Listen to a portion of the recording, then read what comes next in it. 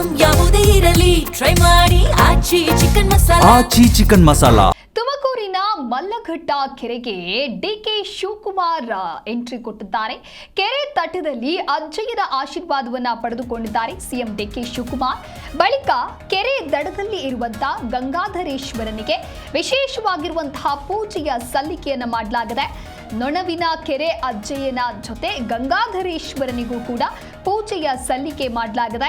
ಅಜ್ಜಯ್ಯನ ಹೆಸರಿನಲ್ಲಿಯೇ ಇವರು ಪ್ರಮಾಣ ವಚನವನ್ನ ಸ್ವೀಕಾರ ಮಾಡಿದ್ರು.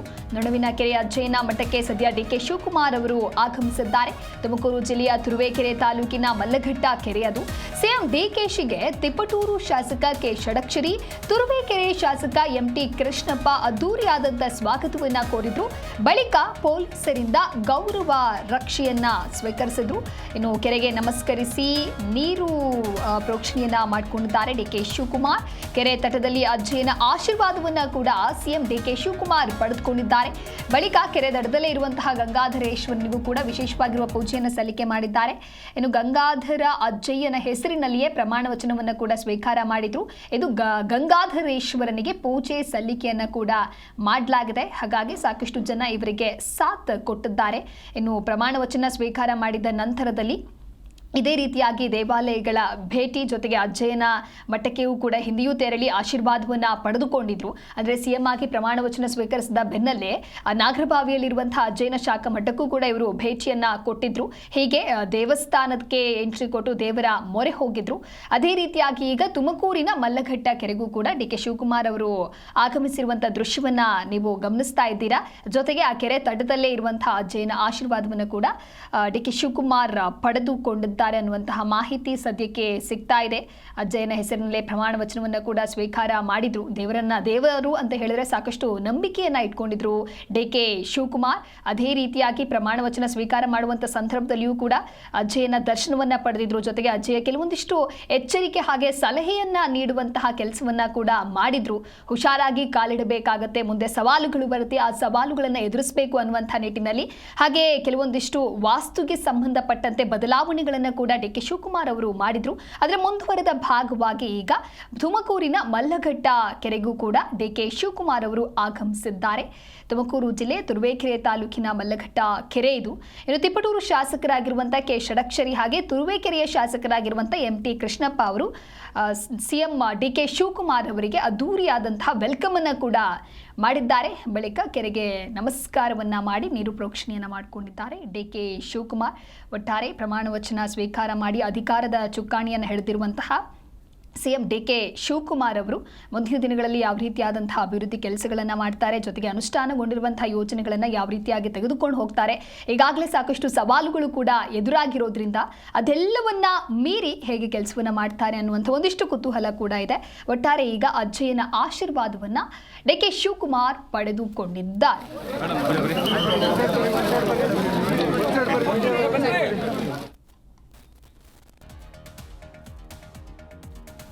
ಸಿಎಂ ಆದ ಬಳಿಕ ಮೊದಲ ಬಾರಿ ದೇಗುಲಕ್ಕೆ ಭೇಟಿ ಕೊಟ್ಟಿದ್ದಾರೆ ಡಿಕೆ ಶಿವಕುಮಾರ್. ಇದೊಂದು ಐತಿಹಾಸಿಕ ಮತ್ತು ಪವಿತ್ರವಾದಂತಹ ಸ್ಥಳ. ಗಂಗಾಧರೇಶ್ವರನ ಪೂಜೆಯ ಬಳಿಕ ಸಿಎಂ ಡಿಕೆ ಶಿವಕುಮಾರ್ ಈ ರೀತಿಯಾಗಿ ಹೇಳಿಕೆ ಕೊಟ್ಟಿದ್ದಾರೆ. ಈ ಜಾಗಕ್ಕೆ ಬಂದ್ರೆ ಬಹಳ ಸಂತೋಷವಾಗುತ್ತೆ, ಒಂದು ರೀತಿ ನೆಮ್ಮದಿ ಸಿಗುವಂತಹ ತಾಣ ಇದು. ಮಲ್ಲಘಟ್ಟ ಕೆರೆ 3-4 ಬಾರಿ ಬಂದಿದ್ದೇನೆ ಈ ಕೆರೆಗೆ. ಇಲ್ಲಿನ ನೀರನ್ನ ಮನೆಗೆ ತೆಗೆದುಕೊಂಡು ಹೋಗಿದ್ದೇನೆ ಅಂತ ಹೇಳಿ ಮಲ್ಲಘಟ್ಟದಲ್ಲಿ ಸಿಎಂ ಡಿಕೆ ಶಿವಕುಮಾರ್ ಈ ರೀತಿಯಾಗಿ ಹೇಳಿಕೆಯನ್ನ ಕೊಟ್ಟಿದ್ದಾರೆ. ಒಂದು ಕಡೆ ಐತಿಹಾಸಿಕ ಮತ್ತು ಪವಿತ್ರವಾದ ಸ್ಥಳಕ್ಕೆ ಭೇಟಿ ಕೊಟ್ಟು ಡಿಕೆ ಶಿವಕುಮಾರ್ ಅವರು ಈ ರೀತಿಯಾಗಿ ಹೇಳಿದ್ದಾರೆ. ಗಂಗಾಧರೇಶ್ವರನ ಪೂಜೆಯನ್ನ ಮಾಡಿದ ನಂತರ ಕೊಟ್ಟಿರುವಂತಹ ಸ್ಟೇಟ್ಮೆಂಟ್ ಇದು. ಈ ಜಾಗ ಒಂದು ರೀತಿ ವಿಶೇಷವಾದದ್ದು, ಇಲ್ಲಿ ಬಹಳಷ್ಟು ನೆಮ್ಮದಿ ಸಿಗತ್ತೆ, ಜೊತೆಗೆ ಸಂತೋಷ ಕೂಡ ಆಗತ್ತೆ. 3-4 ಬಾರಿ ಈ ಹಿಂದೆಯೂ ಕೂಡ ಬಂದಿದ್ದೇನೆ, ಇಲ್ಲಿನ ನೀರನ್ನ ಮನೆಗೆ ತೆಗೆದುಕೊಂಡು ಹೋಗಿದ್ದೇನೆ, ಏನೋ ಒಂದು ರೀತಿ ನಂಬಿಕೆ ಅನ್ನುವ ನಿಟ್ಟಿನಲ್ಲಿ ಡಿಕೆ ಶಿವಕುಮಾರ್ ಈಗ ಮಾತನಾಡಿದ್ದಾರೆ.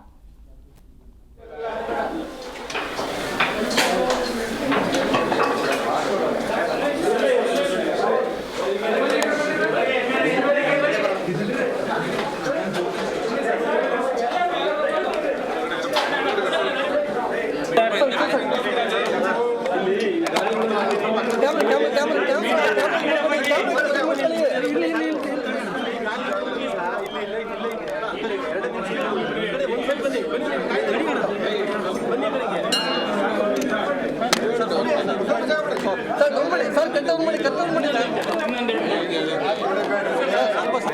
ಇವತ್ತು ಅಧಿಕಾರ ತೆಗೆದುಕೊಂಡು ನಂತರ ಮೊದಲನೆಯ ಸನ್ನಿಧಿ ಈ ಗಂಗಾಧರೇಶ್ವರ ದೇವಸ್ಥಾನದಕ್ಕೆ ಬಂದಿದ್ದೇನೆ. ಮಲ್ಲಘಟ್ಟ ಕೆರೆ ಇದು ಒಂದು 3-4 ಬಾರಿ ಬಂದಿದ್ದೀನಿ. ಭಾಳ ಐತಿಹಾಸಿಕವಾದಂಥ ಪವಿತ್ರವಾದಂಥ ಸ್ಥಳ. ಎಲ್ಲ ಊರಿನ ದೇವತೆಗಳು, ಎಲ್ಲ ದೇವರುಗಳು ಎಲ್ಲ ಬಂದು ಇಲ್ಲಿ ಸ್ನಾನ ಮಾಡಿಸಿ ಪೂಜೆ ಮಾಡಿ ಈ ನೀರನ್ನು ನನ್ನ ಮನೆಗೆ ಕೂಡ ನಾನು ಗೃಹ ಪ್ರವೇಶ ಮಾಡಿದಾಗ 5 ಕಡೆ ನೀರು ತೆಗೆದುಕೊಂಡು ಹೋಗಿದ್ದೆ. ಅದರಲ್ಲಿ ಈ ಕೆರೆ ನೀರು ಕೂಡ ಯಾವಾಗಲೂ ಕೂಡ ತುಂಬಿ ತುಳುಕ್ತಾ ಇರ್ತದೆ. ಮತ್ತು ಎಲ್ಲ ಇದು ಭಾಳ ಪವಿತ್ರವಾದಂಥ ಕ್ಷೇತ್ರ ಇದು. ಸೊ ಭಾಳ ಚೆನ್ನಾಗಿ ನಾನು 25 ವರ್ಷದಿಂದ ನಾನು ಗಮನಿಸ್ತಾ ಇದ್ದೀನಿ ಈ ಜಾಗನ. ಸೊ ನನಗೆ ಭಾಳ ಈ ಜಾಗಕ್ಕೆ ಬಂದರೆ ಭಾಳ ನೆಮ್ಮದಿ, ಸಂತೋಷ ಎಲ್ಲ ಕೂಡ ಸಿಗ್ತಾ ಇದೆ.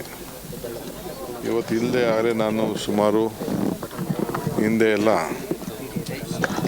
ಈ ಭಾಗದಲ್ಲಿ ಸುಮಾರು ಹೆಚ್ಚು ಕಮ್ಮಿ ಒಂದು 35 ಕೋಟಿ ರೂಪಾಯಿ ವಿವಿಧ ಕಾಮಗಾರಿಗಳನ್ನು ಈಗಾಗಲೇ ತೆಗೆದುಕೊಂಡಿದ್ದೇವೆ. ಅಕ್ಕಪಕ್ಕ ಎಲ್ಲ ರೈತರಿಗೆ ಅನುಕೂಲ ಆಗಲಿ ಅಂತೇಳಿ ಕ್ಯಾನಲ್ ಸಿಸ್ಟಮ್ಮು, ಇಲ್ಲೊಂದು ಸೋಪಾನ ಒಂದು 2.5 ಕೋಟಿ ರೂಪಾಯಿ, ಓಡಾಡೋದಕ್ಕೆ ಜಾಗ ಟ್ಯಾಂಕ್ ಬಂಡಿಗೆ ಒಂದು 2 ಕೋಟಿ ರೂಪಾಯಿ, ಹೀಗೆ ವಿವಿಧ ರೀತಿಯಲ್ಲಿ ಇಲ್ಲಿ ಸುಮಾರು ಖರ್ಚು ಮಾಡಿದ್ದೇವೆ. ಗೆಸ್ಟ್ ಹೌಸು ಮತ್ತೊಂದೆಲ್ಲ ಇಲ್ಲಿಂದ ಕೂಡ ನಾವು ಮಾಡ್ಕೊಂಡು ಬಂದಿದ್ದೇವೆ. ಈಗೂ ಕೂಡ ನಾನು ಈ ಸ್ಥಳೀಯ ಸಮಿತಿಯವರು ಮತ್ತು ನಮ್ಮ